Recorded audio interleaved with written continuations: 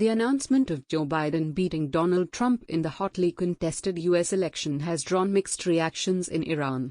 Soon after U.S. media declared Biden the winner, Iran's supreme leader Ali Khamenei took to Twitter to downplay its effect on U.S. policy toward Iran and the region. Regardless of the outcome, one thing is absolutely clear: the definite political, civil, moral decline of the U.S. regime, he wrote. Iran's envoy to Azerbaijan and former Foreign Ministry spokesman, Saeed Abbas Mousavi, issued a statement that emphasized Biden's policy will be similar to his predecessors.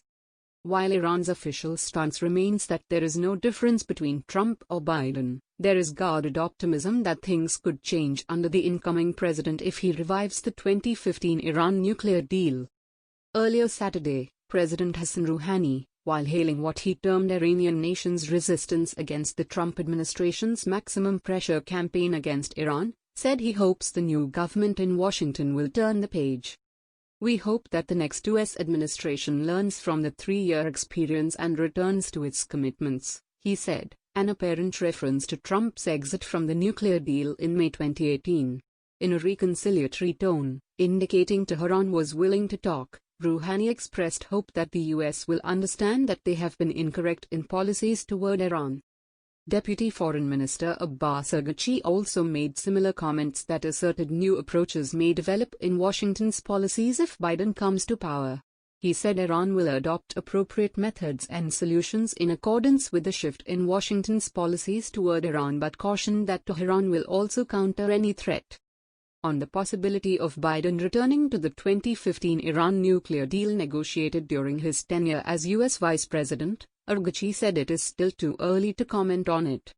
The 2020 U.S. presidential election has generated tremendous interest in Iran's media and the intelligentsia, with some calling it the most consequential U.S. election for Iranians in 4 decades. Tensions between Iran and the U.S. have escalated since 2018 when Trump announced a unilateral withdrawal from the nuclear deal, followed by reinstatement of sanctions.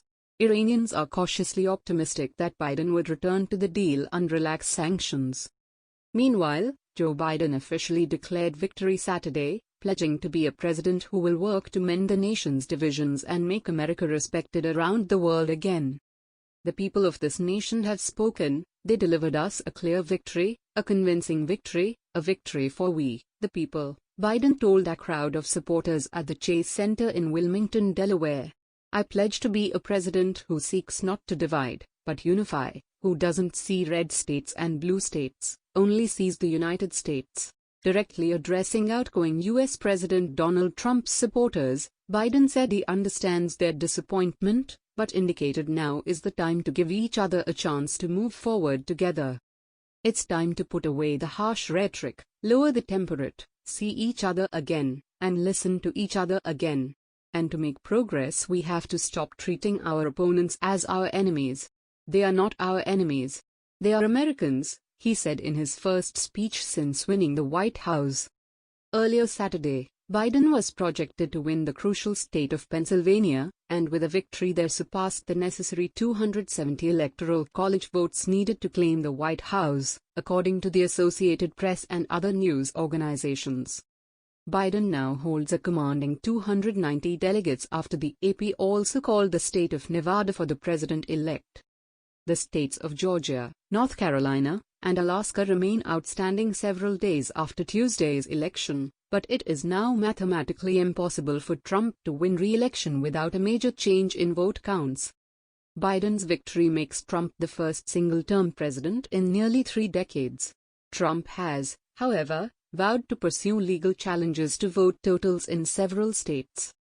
The outgoing president refused to concede shortly after every major news outlet in the U.S. called the race for his opponent, instead lashing out defiantly in a statement distributed by his campaign that claimed the election is far from over.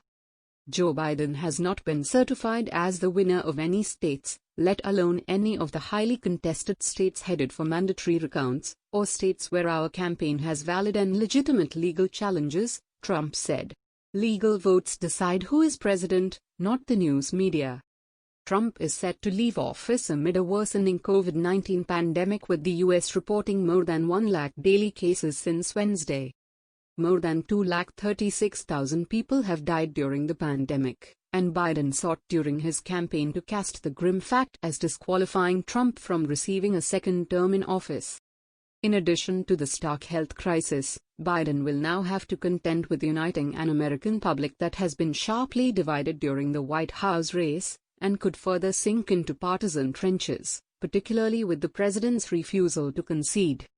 The president-elect said his first task in office will be to bring the spiraling pandemic under control, saying without doing so the U.S. cannot make progress on rebuilding its economy and returning the country to normalcy. Biden will take the first step Monday when he will name a group of leading scientists and experts as transition advisors. Biden turns 78 2 months to the day before Inauguration Day, making him the oldest incoming president in U.S. history.